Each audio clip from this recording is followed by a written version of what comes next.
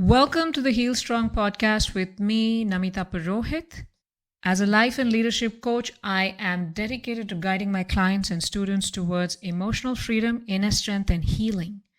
This podcast is proudly sponsored by the HealStrong program. It is my signature program that helps victims make a complete recovery from toxic narcissistic abuse.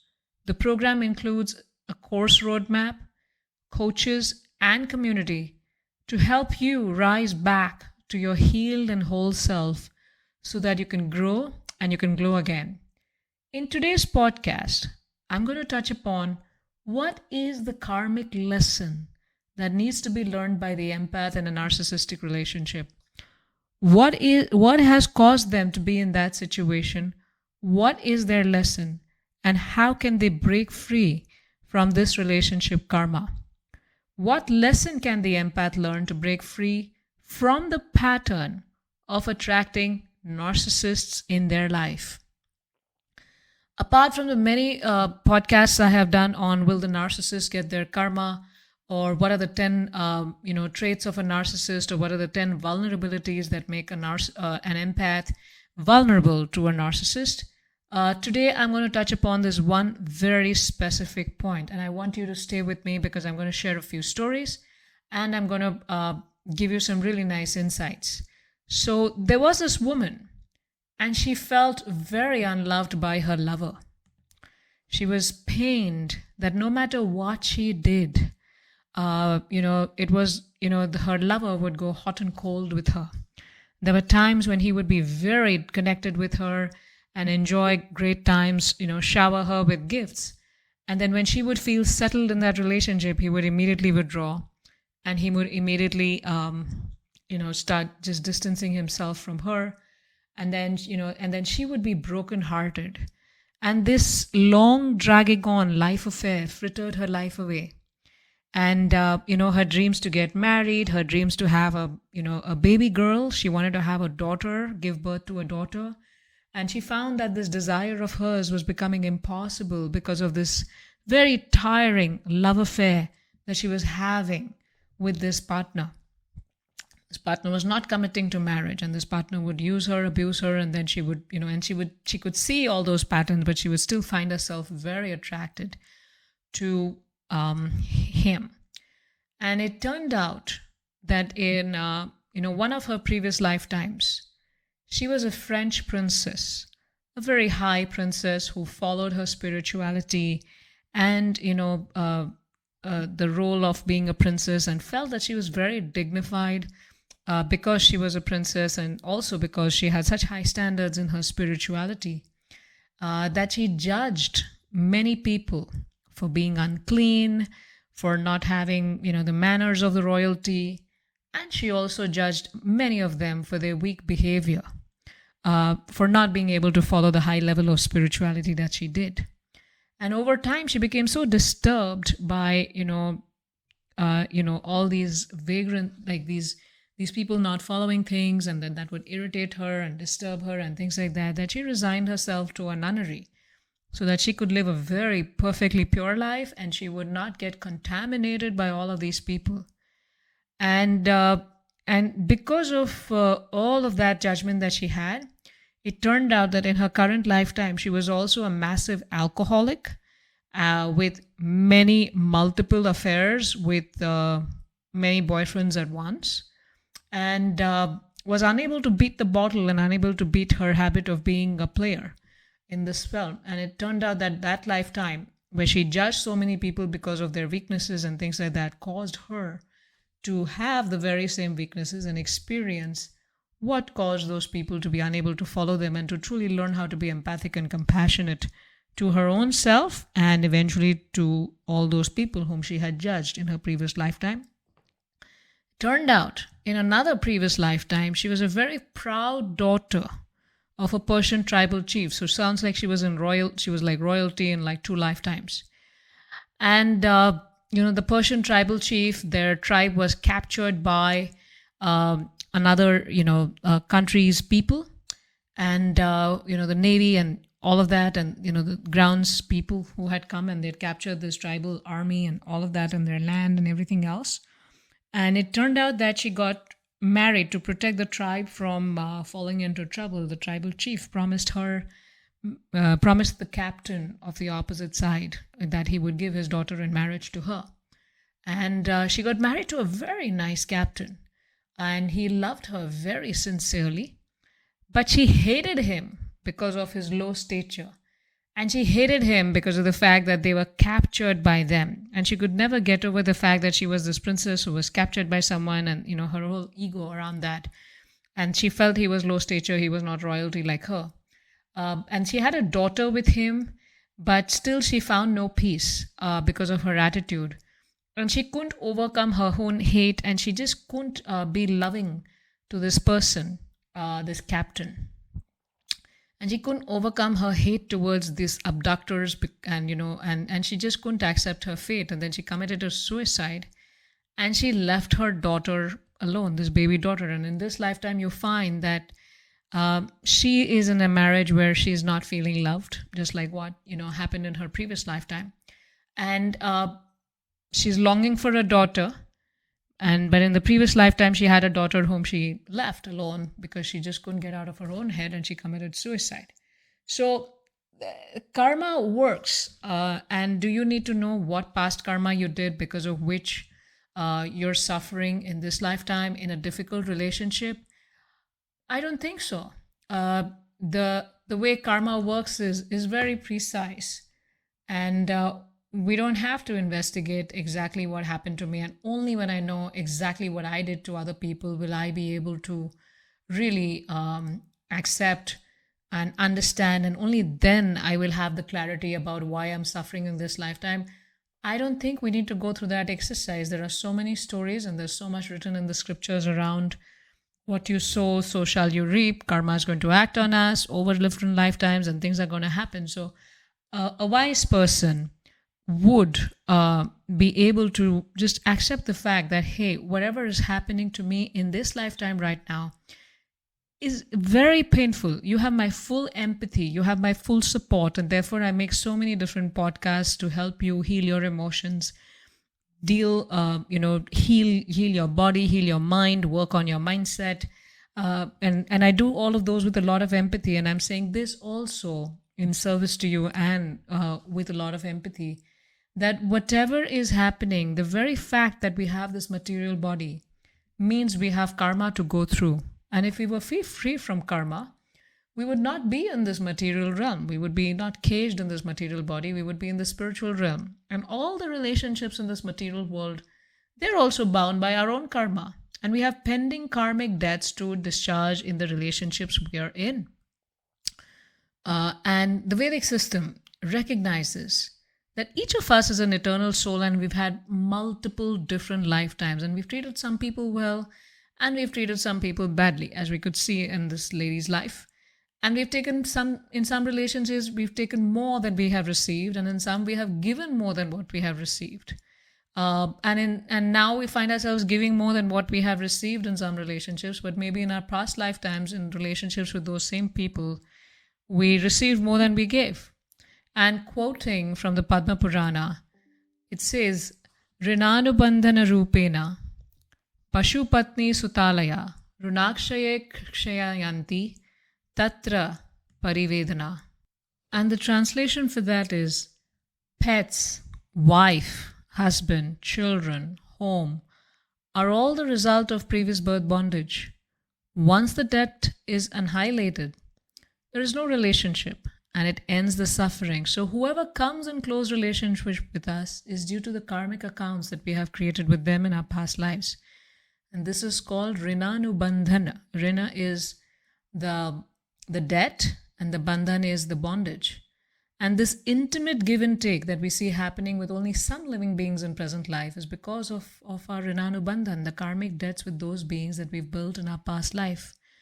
And one with whom we've had numerous physical and emotional transactions of give and take in many, many previous births. And depending upon how much we continue to owe to them, or how much we need to repent or learn, what lessons, then the Renanu Bandhan, this karmic debt and the relationship is set up between two beings for the next life. And then the two come together in the next life and complete the balanced transactions.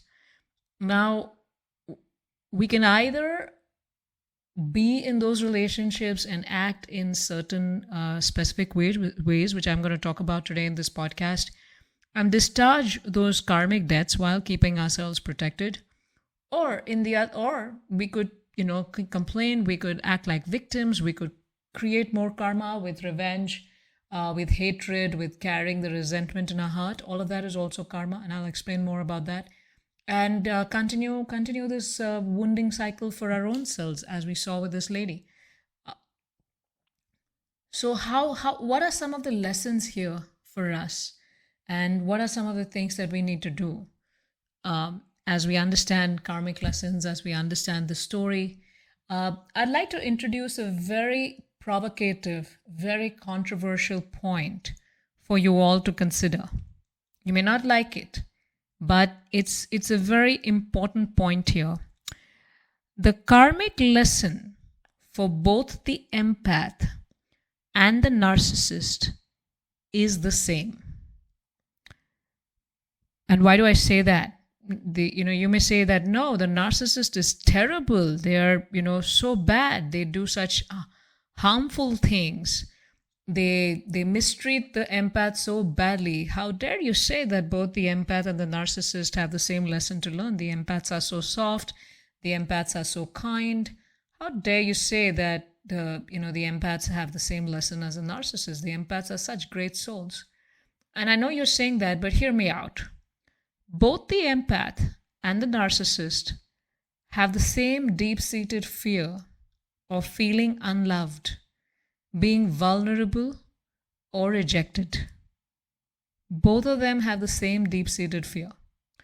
Narcissists deal with it by engaging in manipulative and controlling behaviors, the deep-seated fear of being unloved. And empaths deal with the same fears by trying to be absolutely perfect in their behavior, in their work, in their duties, and more. And they do so hoping that will help them be seen and appreciated. And that will help them get the love. That will help them protect themselves from being rejected. So both of them want to be loved. Both of them want to not be rejected. Both of them want to be seen and loved. It's just that they deal with it very differently. Both are seeking something outside of themselves to feel happy and fulfilled. But they're both disconnected from their own selves, unable to accept themselves fully, unable to love themselves fully, and most importantly, unable to connect with their own divinity and the divine reservoir of love, the Lord Himself. Now, both need to stop looking for validation, love, and approval from the outside and learn how to give it to themselves. Both need to learn how to connect with their own selves, to be self-partnered, and to love and accept themselves as they are. They both have actually completely forgotten their connection with the unconditional loving divine. And they're both stuck in their very strong false egos, their very strong false identification of the self with the body and the love and appreciation that comes from this bodily identity. They've forgotten who they are. They've forgotten the unconditional love of the Lord. And that's why they suffer. And the narcissist tries to get that and fill that need by manipulating people. And the empath tries to fulfill that need by trying to be perfect and hoping that love would come to them. Now, as empaths understand this thing, and they understand this karmic lesson with grace, that whatever is happening to me is a part of my own karma coming back to me. Yes? And the second important key is, I am perfectly lovable and fully, unconditionally accepted by the Lord the way I am. With all my flaws, with all my imperfections and everything. I'm fully accepted by the Lord the way I am. I don't need something from the outside to make myself feel complete. I am complete in my connection with the Lord. I'm fully complete, fully loved unconditionally in spite of all the flaws I may have. And I don't need validation from the outside to make myself feel that. As I connect with divine grace, improve and solidify my connection with the Lord, I gracefully accept what is happening to me, and I will do my best to not create more karma. Now, as you do this, you're doing two things. You're overcoming the victim mindset. Now, for an empath who is in this very difficult situation of being gaslighted, of being mistreated, of being wounded, of being suppressed, of being treated like an object, it's a very tough situation to be in. But if in that situation the empath is able to not feel like a victim, but see things from the eyes of scripture, see things from the eyes of karma, and understand that, hey, whatever is happening to me right now is a result of my karma and the actions I may have done to this same person in my previous lifetime. And let me seek in my heart, let me seek forgiveness from all those people in my previous lifetimes whom I have hurt, this very soul who is, being an instrument of my karma. Let me seek forgiveness from this person for how I may have treated in the past, and let me seek forgiveness in my heart, in front of the Lord, to this person and from the Lord.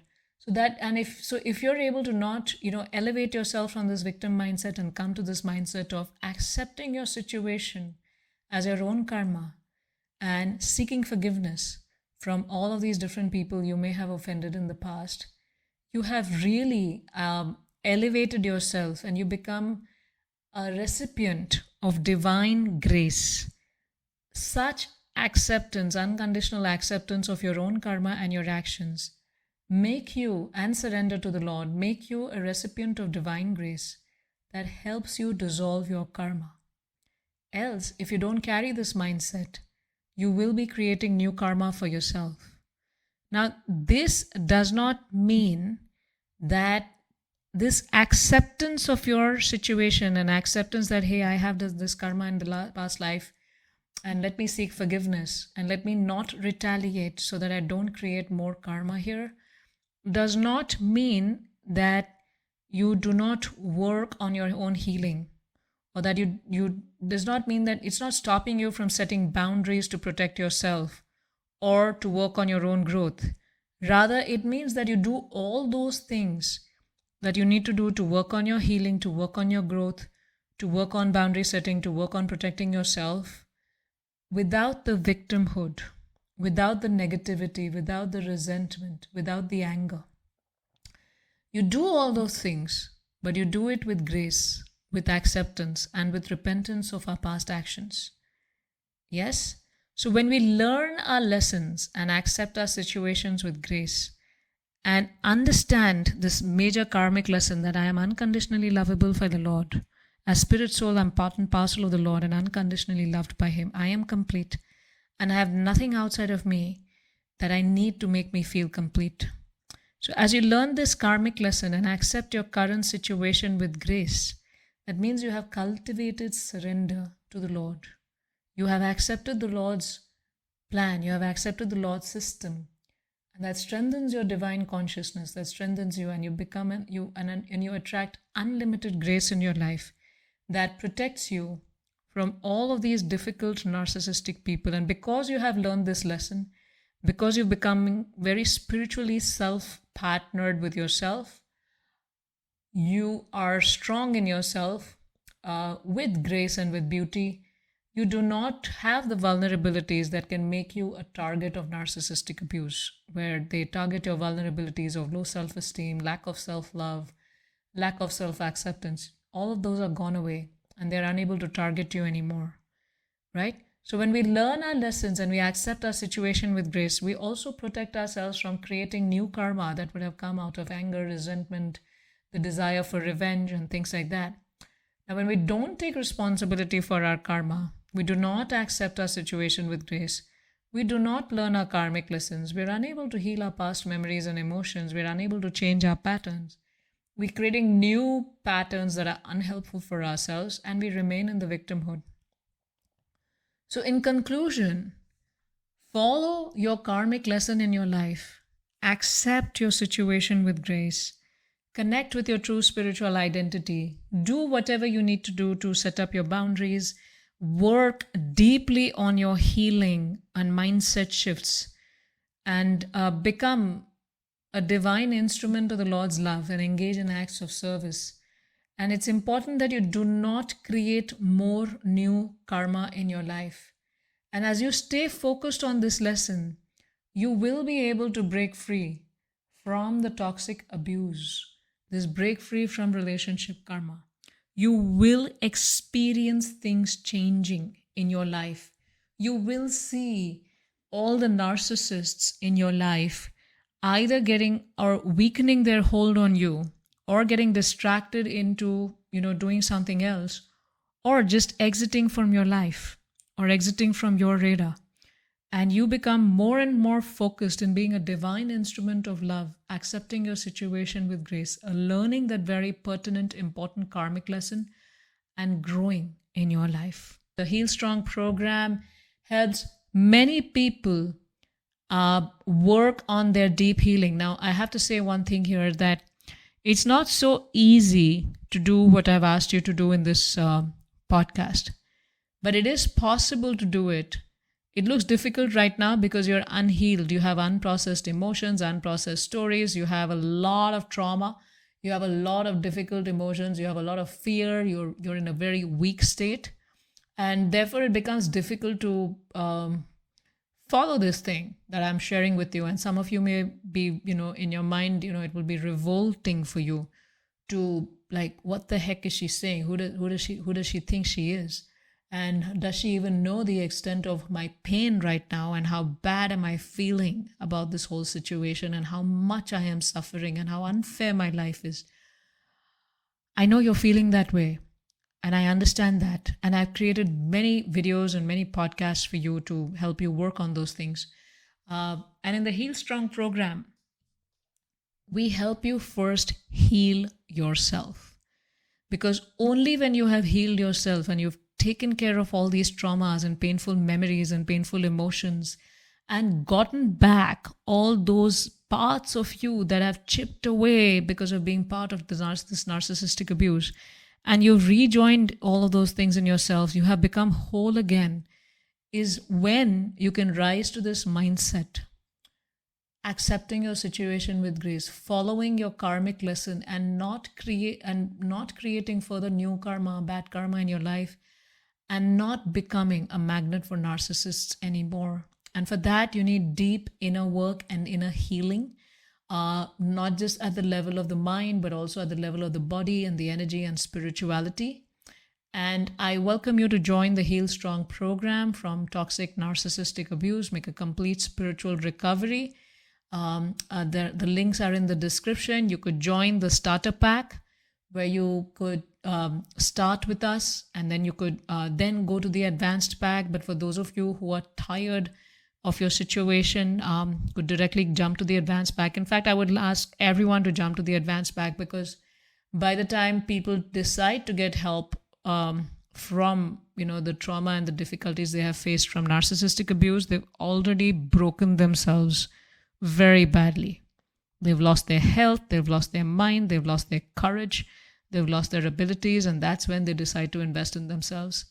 And if I were you, I would not wait that long. I would invest in myself right in the beginning, so that I never reach that broken down and out stage. When you go so broken and so down and out, it takes a lot of effort and a lot of time to come back to a functional state again. I'm not even talking about a healed and whole stage. I'm talking about coming back to a functional state. So don't allow yourself to be broken so badly and then reach out only when you're dying, or only when you just can't function anymore in your life. Come back sooner, so that you don't create any further damage in your life. You don't give up on your needs, your aspirations, and the goals you have for yourself, and perform this greatest act of self-love. It's very difficult for empaths to invest in themselves, because they just lack the ability to do something for themselves, because they don't love themselves enough. But I invite you to take the first step and do this act of self-love by joining the HealStrong program. There are links in the description below, and there are also links to connect with me in different ways. So you have the links to the HealStrong Advanced Pack, Starter Pack, and the worksheet. And you also have links to other videos that you would like around this. I hope you find your health and healing. And this is me from the HealStrong podcast, sponsored by the HealStrong program, with a very wonderful prayer for all of you, that may you become healed and whole and grow and glow. Thank you very much.